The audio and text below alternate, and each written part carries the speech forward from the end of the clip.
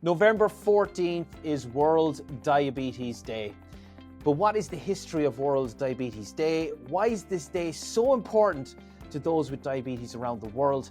And how are people in Europe and Ireland striving to keep people informed about initiatives in diabetes?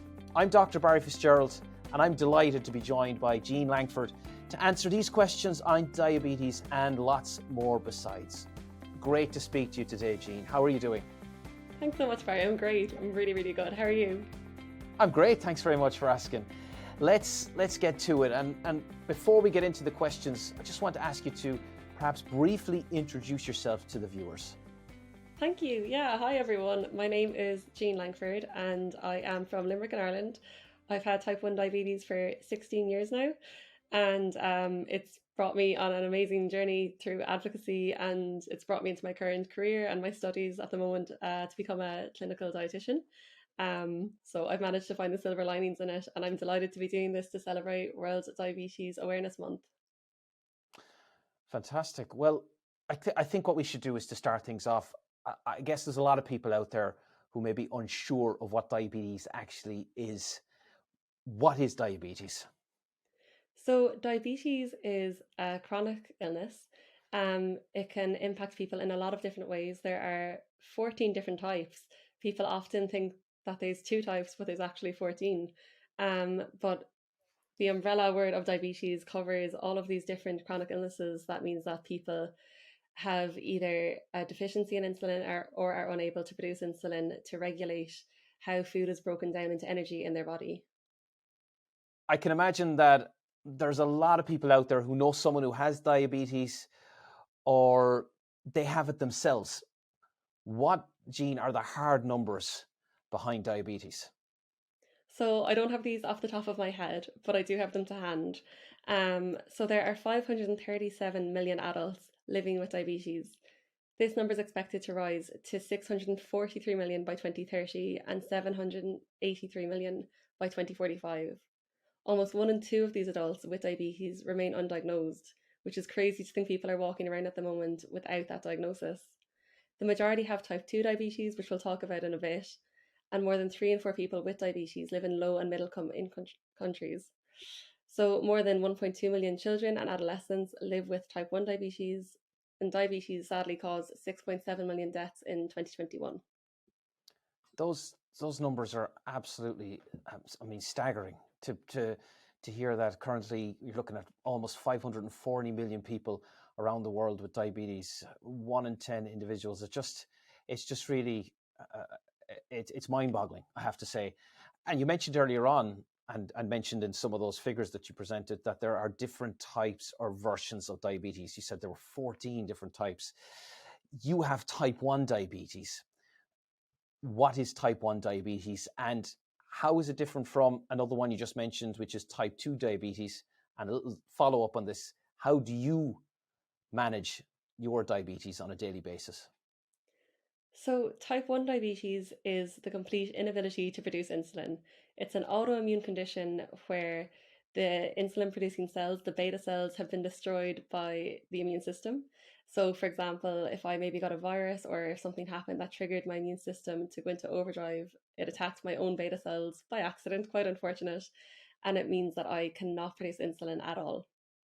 Type 1 diabetes cannot be cured. The treatment for it is insulin. And yeah, for me, I manage it with insulin. I use an insulin pump. Um, that's only in the last year, which I've very luckily had access to. Before then, I used insulin injections. The differences between type 1 and the other types of diabetes, I'll actually start with there's more similarities than differences, and I think people don't realize that. Um, there's for all types, they require technology, a lot of the same treatments, and structured education on how to manage the condition. In terms of the actual management itself, there are definitely differences, but in terms of the overall management and demands of the condition, there are so many similarities. And I think it'll be great that we'll talk through that today as well and raise awareness around the various types of diabetes while talking about my own experience of type 1. Yeah, I can only imagine. I mean, what was the experience like when you were diagnosed with type 1 diabetes? I can imagine it was a shock for you. Yeah, definitely. I was only 11 years old, and it's a condition which is quite, it's talked about in quite a negative manner a lot of the time, diabetes generally, and it's not really associated with young healthy people because there's quite a stigma around the condition, unfortunately, and stereotypes. So when I was diagnosed, I had the main four symptoms that are always talked about, which is thirst, tiredness, toilet, and thinner. So they're the four T's. It's been a 10-year campaign around raising awareness around the symptoms of type 1 diabetes to help people diagnose it. And I had all four. So I had lost a lot of weight. At the age of 11, I was just not fitting into any of my clothes. I was drinking liters of water. I was going to the bathroom a lot. And I was absolutely exhausted because my body was not distributing energy correctly anymore from anything I was eating. Um, there is a family history. We still didn't expect it though. So my Okay. granddad and my uncle had it, and I have two cousins with type 1 diabetes. So for me, it's from my particular case, it was definitely there was definitely a genetic component, but it can happen to anyone. It doesn't discriminate, unfortunately. Yeah, and it's very good that you're pointing out these significant points of information, because there are people that, as you say, have stereotypes associated with the word diabetes and how people may have diabetes or where they got it from. So it's very important to highlight this, in particular for your own story. And ever since you were diagnosed, I can imagine that you've been asked a lot of questions by people who want to know what it's like for you to live your everyday life with type 1 diabetes. Can I ask you perhaps to provide some examples of the questions you've been asked? Let's say there could be a mix of, I can imagine, serious questions and also quite peculiar or even funny questions as well, right? Yeah, absolutely. No, I have a good selection of questions, but I'll pick my top five for sure. Um, I think one of the best and worst ones, it always ends up in a quite a funny conversation, is can you eat that, when I'm eating something right in front of a person, and all of a sudden I'm looking at what I'm eating going, can I eat that? And I absolutely can, but just trying to explain that to someone is highly entertaining. I've gotten, is that the bad type? Which again comes down to the fact that, diabetes as a condition is quite stigmatized. um, then do I need insulin when having a low blood sugar? This is often misrepresented in films and TV shows where people get low blood sugars and they're shouting, go get insulin for that person. I've gotten, isn't it manageable?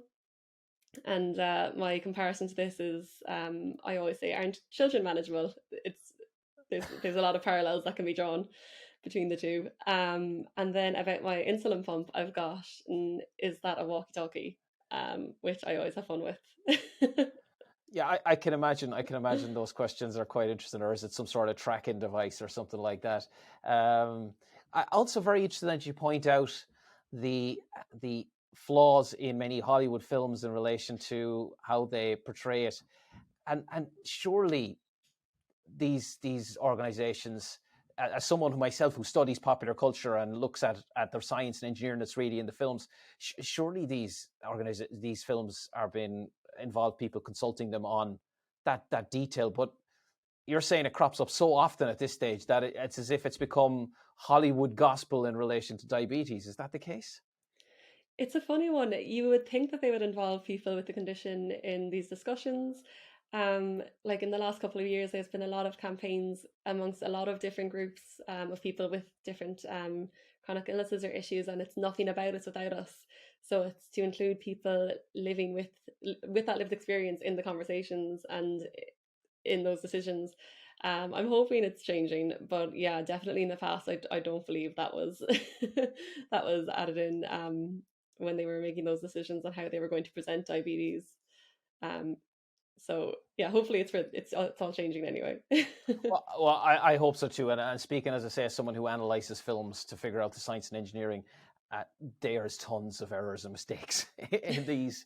But something when it comes to healthcare, like something that involves a condition or illness like diabetes, is something I think that needs to be should be properly addressed and properly portrayed in content that is consumed by everybody and seen in cinemas. Now, we have something in common in terms of where we're from in Ireland. We're from Limerick, and the great city that is Limerick. But we find ourselves both living abroad at the moment. I'm in the Netherlands. Where are you at this very moment in time? So I'm based in Edinburgh now. I moved here during the summer to start my master's in dietetics. Very good, very good. But I can imagine that regardless of where anyone lives, if you have diabetes, suitable support is something that you absolutely have to have. It's an absolute requirement. And for those who have diabetes, or for those who are interested in knowing what supports are required, what are the supports that are required for someone who might have diabetes? And are these supports universally available? In other words, are the supports you see in Scotland the same as they are in Ireland, the same as they are in Limerick at this moment in time? So there are so many supports that are required for the management of type 1 diabetes. It really should be a multidisciplinary team. Diabetes affects every single part of the body. If I could compose my dream team, it would be an endocrinologist, a diabetic specialist nurse, a diabetic specialist dietitian, an optometrist, a podiatrist, a psychotherapist, and a renal specialist and a cardiologist as well. That's the dream team. Unfortunately, the way things are in Ireland anyway, and what I grew up with my care was the teams were fragmented. I was dealing with the nurse separately to the doctor, to the optometrist. There was no communication between the various medical practitioners, which is a huge loss, and it's to the detriment of people's health when they live with diabetes, because it does impact so many different things within the body. Um, I've definitely noticed a huge difference between the Irish healthcare system and the Scottish healthcare system in terms of diabetes care. In my personal experience with care in Ireland, it wasn't the most positive experience from the public healthcare system, and especially in the Midwest region in Limerick. So I joined an advocacy group 2 years ago now called Midwest Diabetes, and we've advocated for better access to care and services in the Midwest region. The University Hospital Group is to serve 3 counties, and prior to last year, there was no dietitian. There was zero point 0.5 of a consultant endocrinologist covering the care for all 3 cities, and there were no diabetes specialist nurses. The waiting list was also 5 years. Um, so we have some positive changes there. We now have 4 clinical nurse specialists, 3 diabetes specialist nurses, and 2 consultant endocrinologists.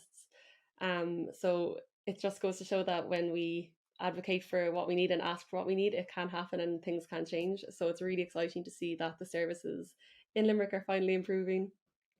There was also no structured education for people living with diabetes. And in June this year, we got Daphne accredited, which is the structured education for type 1 diabetes.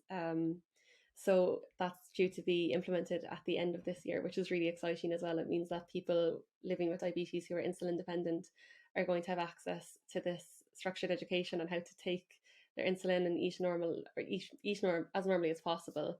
So yeah, the advocacy does drive policy, and we're seeing it firsthand. But it's a pity that it hadn't all been there before, and a lot of people definitely have suffered due to the lack of services. Well, it certainly sounds like you're making a difference. It sounds like that been involved in this initiative for the last 2 years. You've overseen, as part of the advocacy group, a lot of change. And just hearing the numbers there, and now the personnel that are there, the specialist personnel needed in various disciplines, are there not just to help you, but also the countless others in the Midwest region who require this. And for anyone now who's listening to you talking about the advocacy, you've been involved in it for 2 years. How did you get involved, and what are you getting out of this? And what would you say to someone who wants to get involved in it? So I fell into it really. I started by advocating for myself, and basically I started an Instagram page where I started blogging about living with type 1 diabetes. I didn't realize there were other people blogging about type 1 diabetes out there. I thought I'd be the first. And since I've started, it's been incredible to see the amount of people on the diabetes online community who are all advocating for care and services, not only on a local level, but on a global level. So I started with the Instagram page. I ended up connecting with people in my city living with type 1 diabetes through that. And we all realized we had experienced very similar issues with regards to our healthcare services, and we wanted to change that because it's not good enough. Um, so we formed our group and we started having weekly meetings throughout COVID online and started organizing events. And it's kind of just snowballed since then into a range of wonderful opportunities that I was definitely not expecting. And it also is one of the reasons I ended up choosing a master's in clinical dietetics, having seen the need for more clinical dietitians.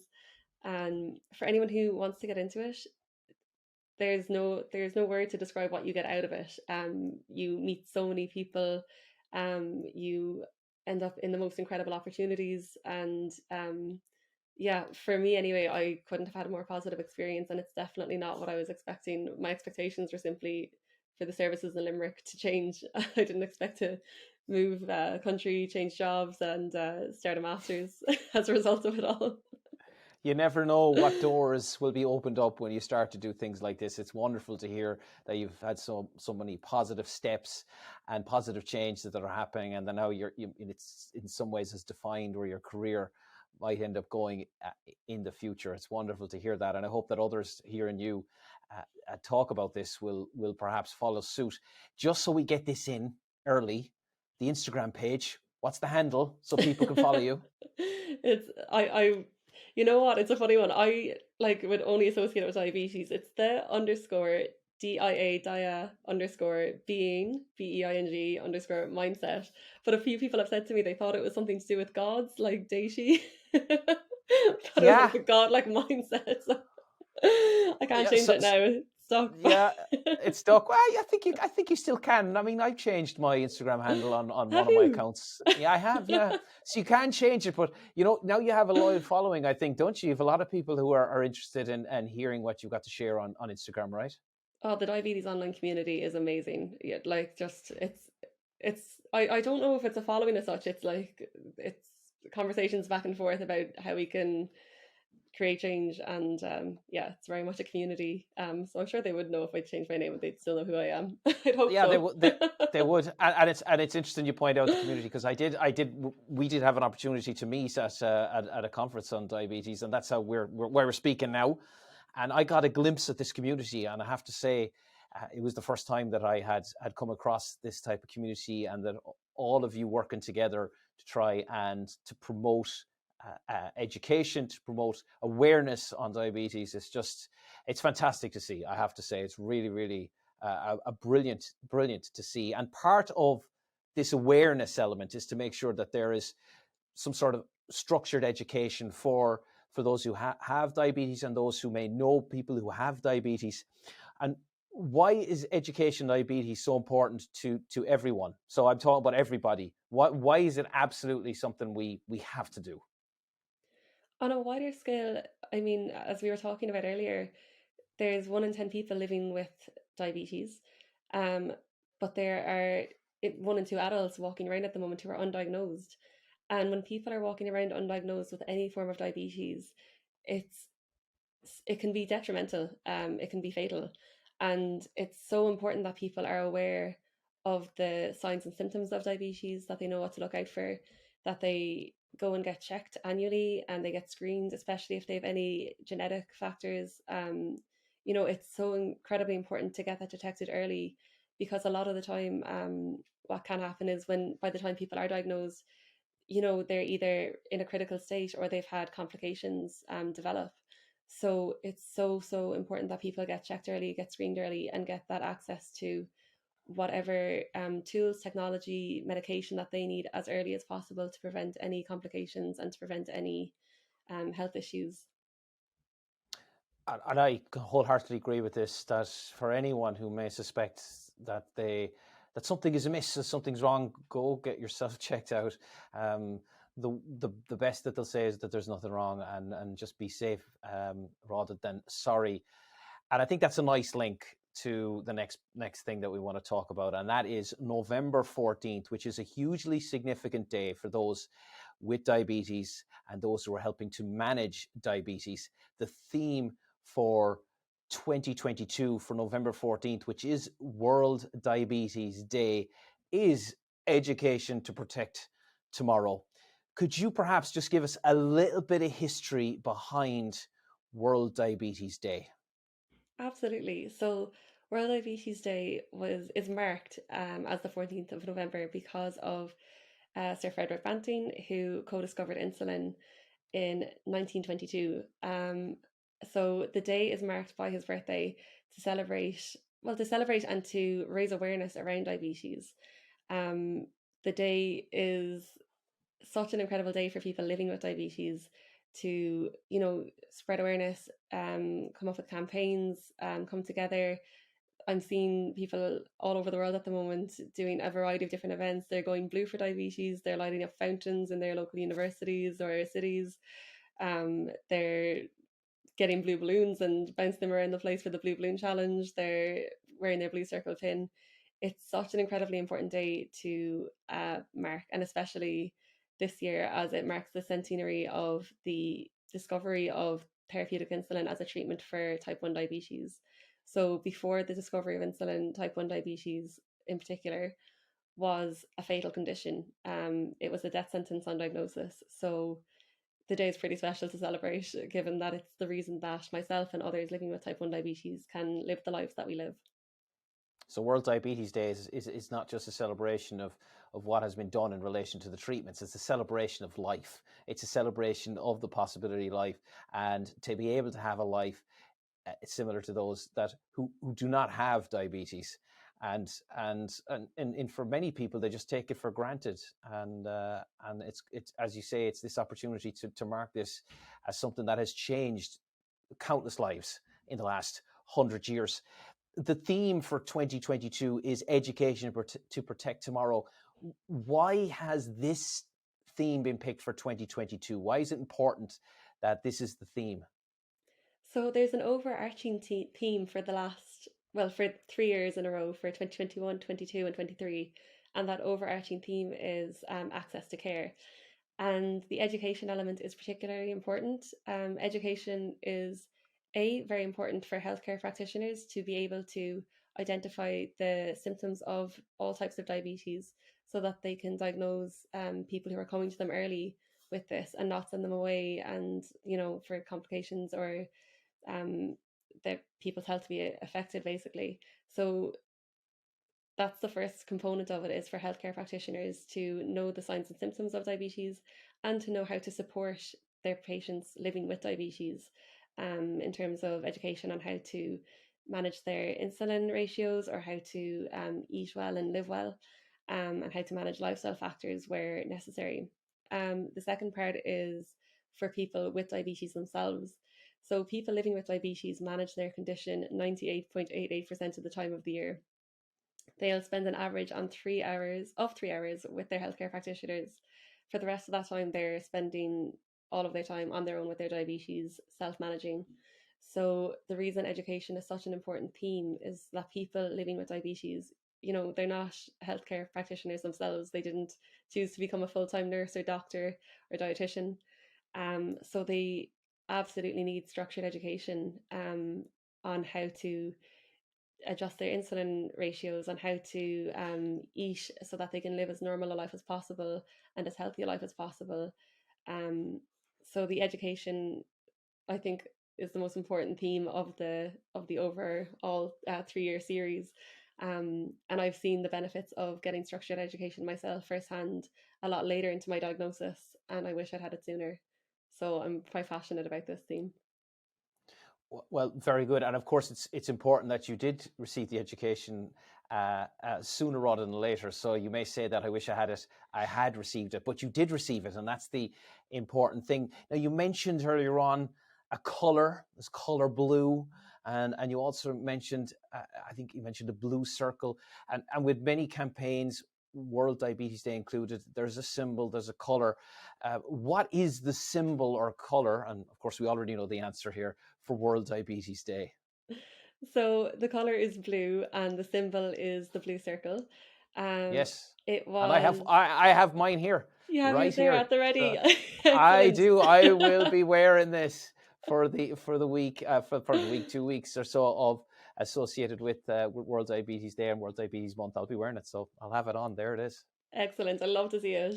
I've been giving blue pins out to anyone who will wear one, and I'm absolutely loving seeing people sharing pictures of them wearing them. And we're launching a whole campaign for World Diabetes Day in particular for people to share their pictures on social media and to raise awareness around the blue circle. It's an absolutely beautiful symbol. We're really lucky that that is the symbol for diabetes. Um, and it was actually chosen in 2006 as the symbol for the universal symbol for diabetes. The circle itself represents the unity that IDF Europe and IDF Global wanted to create for people not just living with diabetes, but people impacted by diabetes also. So the circle is there to represent the actual tagline itself, which is Unite for Diabetes. The blue itself was chosen because of the United Nations flag colours. So there's a lot of thought put into the circle, and for such a simple, beautiful symbol, there's a lot behind it, and it stands for so much. So it's great to see you have it, and it's going to be great to see everyone wearing it on World Diabetes Day. I have it. I have it. So on World Diabetes Day, 14th November, for people want to be sharing pictures of themselves with the blue circle. Is there a hashtag? Is there some social media channels that they should be tagging in relation to this? Which are the ones that you would be telling people to do to have in their posts? Absolutely. The hashtag is Unite for Diabetes, and tag any of your local diabetes patient associations. For example, in Ireland, it's Diabetes Ireland. Tag IDF Europe, tag IDF Global, tag. You know what? It's a great opportunity for people actually to get to know the different accounts that are online and the different resources and tools that are online by these organizations and by these diabetes Yes. networks that are there. So it's a great time as well for people to become aware of the services that are available for Of diabetes. course, and on Instagram, be sure to tag Absolutely. the underscore dia underscore being underscore mindset, right? Absolutely, please do. I'd Yeah. love to see it. So there you go. Absolutely, it has to be done. Now, diabetes is a complex condition or disease, and sometimes those words get used in an interchangeable manner. I've heard it referred to as a condition, heard it referred to as disease, and this then can interact with other conditions that somebody may have.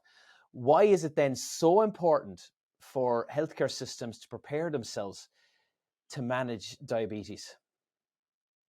Absolutely. The way in which diabetes can impact other parts of the body um, is can be really, really serious.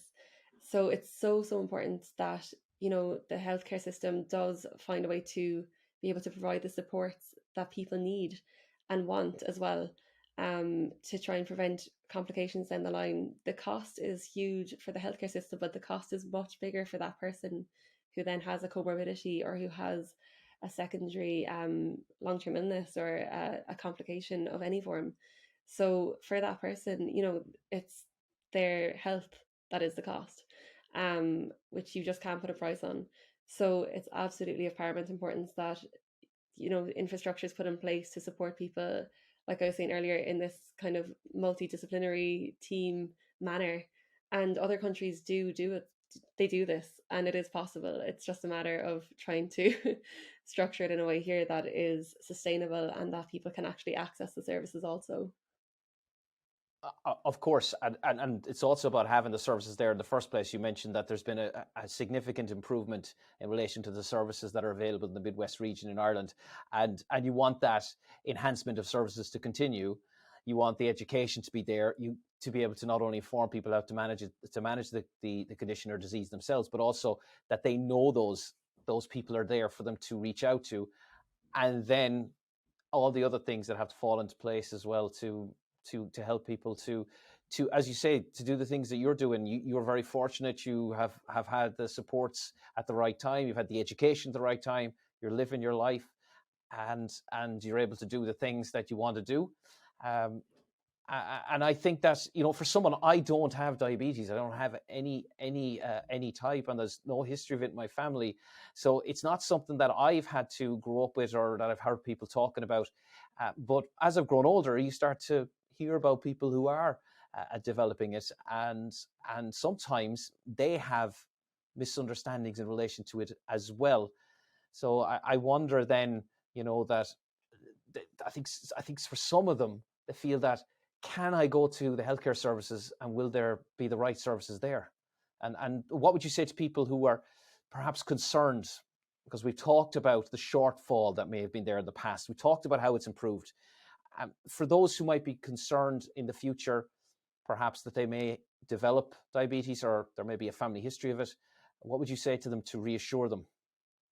The great thing is for the diagnosis of diabetes, it's such a simple test. It's a blood glucose test or a urine test. So those can be screened for annually, which is something that would definitely, if I didn't have type 1 already and it was something that I was concerned about, it's something that I personally would do, um, and get checked for annually because of it being such an easy way to check.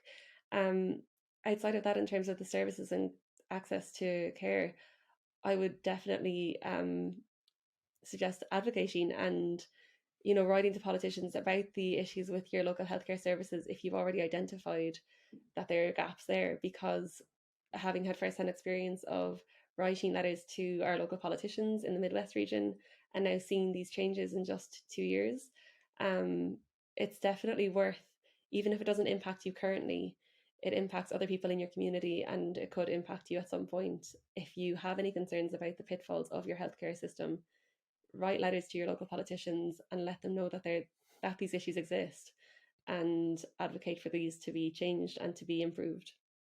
There you go. Get those letters out every couple of days, I suppose. The same letter, get it out, inundate them with these requests. So for people who, let's say, perhaps are concerned, perhaps are worried, or perhaps just want to educate themselves in relation to diabetes, what are the resources that are out there right now that they can gain access to? There are some fantastic resources developed by the World Diabetes Day website itself, which provide resources for both healthcare professionals and for people living with diabetes. As well, a lot of patient associations will provide resources, and they'll provide workshops and webinars as well if these aren't currently accessible to you through your clinic or through your GP. What's great about the pandemic, one of the, I suppose, silver linings from it is that so many resources have been put online and are accessible this way. So if you are struggling to find these resources locally, definitely look online at your Diabetes Association's page, look at the World Diabetes Day.com page as well, and you'll see that they have all of their educational resources and tools uploaded. Fantastic. So for anyone who's just has concerns, any worries in relation to diabetes and they want to gain more information, there's tons of resources there. So I hope that the viewers are appreciative of the tips that Jean has shared. We've covered a lot here in this conversation today. I think we could talk for definitely for another hour and definitely for longer. I have loads more questions here, but I also want to try and get us to a conclusion, a natural conclusion. So if I was to put you on the spot, Jean, what then are the main takeaways that you would say to people who've watched this? What would you ask them to really take note of in terms of our conversation? The main takeaways for me would be definitely to educate yourself about the different types of diabetes and about diabetes as a whole. There's a lot to it, and a lot more people in your life are impacted by it than you probably realize. Um, to support the people in your life with diabetes, if you do know people in your life living with it, it's quite a complex condition, no matter what type of diabetes that it is. And people who live with any type of diabetes live with it 24/7, 365 days of the year, and there's no break or holiday. So ask them what ways they can be supported and if there's anything you can do to support or help them.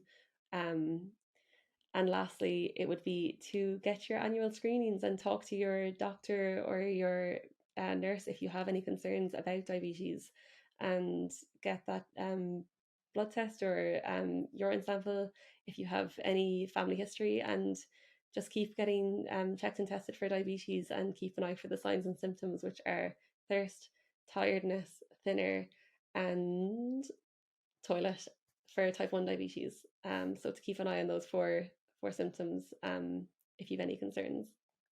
Keep an eye out on the 4Ts. And of course, to follow any of the events, any of the publications, any of the interviews, the photographs that might be associated with World Diabetes Day on November 14th, which will really put the spotlight on diabetes for the entire world. And there's going to be, I'm sure, a ton of resources shared on November 14th, and that will help people as well to garner more information. And let's get another final piece of key information set out there for everybody. I'm sure there's going to be people who are going to want to connect with you, who are going to want to talk to you, who might want to collaborate with you. Where can they get all your information? I know we've talked about your Instagram account twice, so I want you to plug it again, and then anything else that people should know about in relation to you and where they can get in contact with you. No, absolutely. Thank you. Yes, Instagram is the best way to reach me. I'm on Twitter as well, not very active on it, but I'm trying to get better at it, as Jean Langford 12. But yeah, my Instagram is the _dia_being_mindset. And that's the best place to reach me. And I absolutely love connecting with people living with diabetes or who want to know about it. And as you were saying about World Diabetes Day coming up, and there's so many exciting things happening and events happening and online events happening, if you or someone in your life lives with diabetes and there's not one happening, put something on. If you want to celebrate the day, start something in your community, do a walk for diabetes, do a dinner night for people living with diabetes, organize drinks for people with diabetes, get the I community completely together. agree. Yeah, if it's not there, make it. Speaking as someone who's, as you can see from my background, is quite fond of the superhero genre, why not sit down and watch like 10 superhero films in a row? A superhero film marathon, right? Absolutely. I mean, anything at all to market, and you could do it online, you could do it with your friends, however that is. I think that's a really good idea, Jean. If there's nothing there in your close proximity, in your locality, start one yourself, and then it could become an annual thing, and then you are part of the drive towards making sure people are aware of diabetes and are shown how that they can live their lives with it. I have to say, Jean, this has been a great discussion. Thank you for joining me. Likewise, Barry. Thank you so much. It's been absolutely fantastic. Absolutely brilliant. And I want to wish you every success with your studies in Scotland. I'm sure you're going to be a huge success. Wish you huge success as well with your advocacy efforts and all the great things you're doing there. And of course, I don't know if this is the right thing to say, but happy World Diabetes Day on November 14th. That's the perfect thing to say. Many happy returns. Thanks very much. Thank you so much.